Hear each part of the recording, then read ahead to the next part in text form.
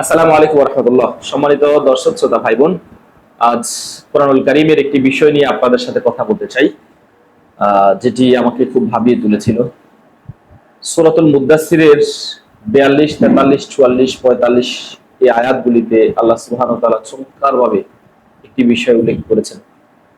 যে আল্লাহ সুবহানাহু ওয়া তাআলা বলছেন, কাল কিয়ামতের ময়দানে যখন মানুষদেরকে জাহান্নামে নিক্ষেপ করা হবে, কিছু মানুষরা যখন জাহান্নামী হয়ে যাবে, এই জাহান্নামী লোকদেরকে আল্লাহ সুবহানাহু ওয়া তাআলা ফেরেশতারা তাদেরকে জিজ্ঞেস করবে, জাহান্নামের দারওয়ান ফেরেশতারা তাদেরকে জিজ্ঞেস করবে, কোন ভাষায় কোন ভঙ্গিমাতে তারা এই কথাগুলো জিজ্ঞেস করবে, সেটি খুব চমৎকারভাবে কোরআনুল কারীমের এই সূরাতে আল্লাহ সুবহানাহু ওয়া তাআলা বর্ণনা করেছেন।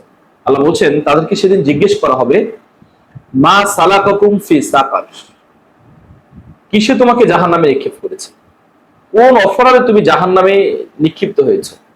তুমি তো মুসলিম ছিলে, তুমি তো নিজেকে মুসলমান দাবি করতে, তুমি তো মুসলমানদের সাথেই ছিলে, একই বিল্ডিং এর নিচে ছিলে, আজকে কোন অপরাধ তোমাকে এই জাহান্নামে নিক্ষিপ্ত করেছে? সেদিন এই অপরাধীরা তাদের অপরাধের কথা আল্লাহর কাছে অকপটে স্বীকার করবে। তারা সেদিন বলবে না যে আমরা চুরির অপরাধে এসেছি, জিনার অপরাধে এসেছি, ডাকাতি করেছি, এইসব অপরাধের কথা কিন্তু তারা সেদিন বলবে না।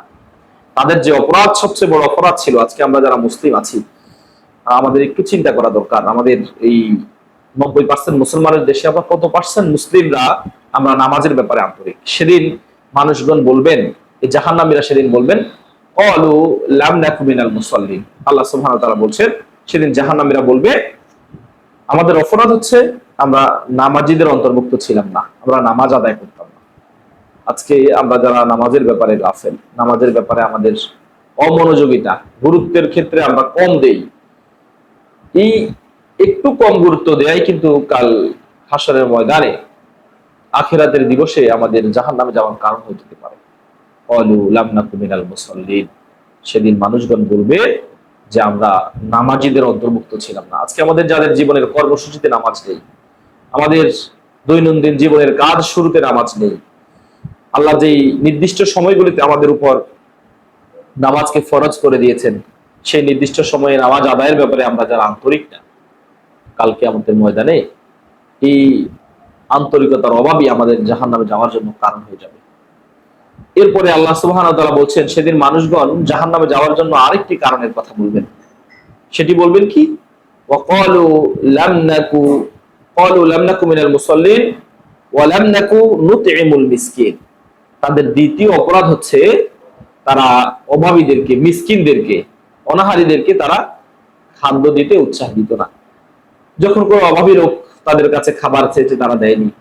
তারা নিজেরা পেট পুরে খেয়েছে। তাদের প্রতিবেশীরা কি খেয়েছিল, তাদের প্রতিবেশীদের চুলায় রান্না হয়েছে কিনা, তারা অনাহারে ছিল কিনা, এ ধরনের কোনো খোঁজ খবর তারা নেয়নি। বরং কেউ যদি তাদের কাছে খুঁজতে এসেছে, চাইতে এসেছে, হাত পেতেছে, তারা তাদেরকেও কোনো ধরনের খাবার দিকে দেয়নি।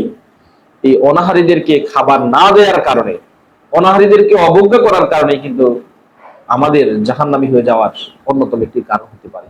এবং কাল ময়দানে মহাশরে আমাদেরকে নিজেদেরকে হয়তো স্বীকার করতে হবে যে আমরা জাহান্নামে আসার জন্য এটি একটি বড় কারণ। এবং আল্লাহ সুবহানাহু ওয়া তাআলা বলছেন, এরপরে জাহান্নামীরা আরেকটি অপরাধের কথা বলবে, ওয়ালাম নাকু নুতইমুল মিসকিন ওয়া কুননা নাখুদু মাআল খাইদিন। যে আমাদের আরেকটি অপরাধ হচ্ছে, যারা ভালো ভালো মানুষের নামে মিথ্যা রটাতো, আমরাও তাদের সাথে একত্রিত হয়ে রটাতাম। আজকে মানুষের বিরুদ্ধে, মানুষের নামে অপবাদ, হাজারো অপবাদ চলছে এবং আমরা দিব্যি সে অপবাদগুলি ছড়িয়ে ছিটিয়ে দিচ্ছি। আজকের এই সামাজিক যোগাযোগ মাধ্যম এবং এই সোশ্যাল মিডিয়ার যুগে আমরা অনেক ক্ষেত্রে দেখছি যে আমরা কোন একটি সংবাদ যখন আমার সামনে আসে, আমরা কোন ধরনের যাচাই বাছাই না করে সে সংবাদটি আমরা প্রচার করতে থাকি। আল্লাহ সুবহানাহু ওয়া তাআলা কিন্তু এই ব্যাপারে কোরআনুল কারীমে উল্লেখ করেছেন, ইয়া আইয়ুহাল্লাযীনা আমানু ইন জাআকুম ফাসিকুম বিনাবাইন ফাতাবায়ানু। হে ঈমানদাররা, যখন কোনো ফাসিক তোমাদের কাছে কোনো সংবাদ নিয়ে আসে, তোমাদের কাছে যদি এমন কোনো সংবাদ আসে, সেই সংবাদকে যাচাই বাছাই না করে তোমরা গ্রহণ করে নিও না। আজকে আমরা বাছাই না করে আমরা হুট করে যে ক্লিক করে দিচ্ছি, শেয়ার করে দিচ্ছি, আরেকজনের বিরুদ্ধে একটা মিথ্যা অপবাদ রটিয়ে দিচ্ছি, হয়তো এই রটিয়ে দেয়াটাই আমার জাহান্নামে যাওয়ার কারণ হয়ে যেতে পারে। যেহেতু আল্লাহ সুবহানাহু ওয়া তাআলা এখানে বলছেন সেদিন জাহান্নামীরা স্বীকার করবে ওয়া কুন্না নাখুদু মাআল খাইদিন, যে আমরা যারা মিথ্যা রটাতো আমরাও তাদের সাথে রটাতাম, আমরা সেটাকে যাচাই বাছাই করিনি। এই মিথ্যা রটানোটাও কাল কিয়ামতের ময়দানে আমাদের জাহান্নামে যাওয়ার একটি কারণ হতে পারে।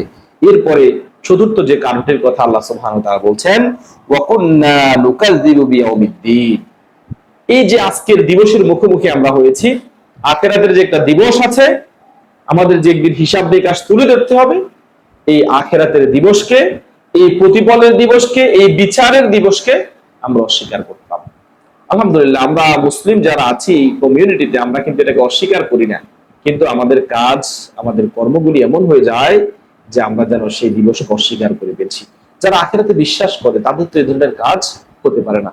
আল্লাহ সুবহানাহু ওয়া তাআলা আমাদেরকে এই চারটি বদ অভ্যাসের যেটির কথা আমরা বলেছি, এক নাম্বার হচ্ছে আমরা নামাজীদের অন্তর্ভুক্ত ছিলাম না, আমাদের যেন নামাজের ক্ষেত্রে আন্তরিকতার অভাব না থাকে। এরপর হচ্ছে ওয়া কুন্না নাখুদু মাআল খাইদিন, যে আমরা যারা মিথ্যা রটাতো তাদের সাথে রটাতাম, এবং যারা অভাবী ছিল তারা যখন আমাদের কাছে খাবার চেয়েছে আমরা তাদেরকে খাবার দিতাম না, আখিরাতের দিবসকে আমরা অস্বীকার করতাম। এই চারটি পাপ একজন মানুষকে জাহান্নামে নিয়ে যাবে। জাহান্নামীরা কাল কিয়ামতের ময়দানে তাদের জাহান্নামে আসার কারণ হিসেবে এই চারটি কাজের কথা উল্লেখ করবে বলে আল্লাহ সুবহানাহু ওয়া তাআলা বলেছেন। আল্লাহ আমাদেরকে এই চারটি বদ অভ্যাস থেকে বেঁচে থাকার তৌফিক দান করুন।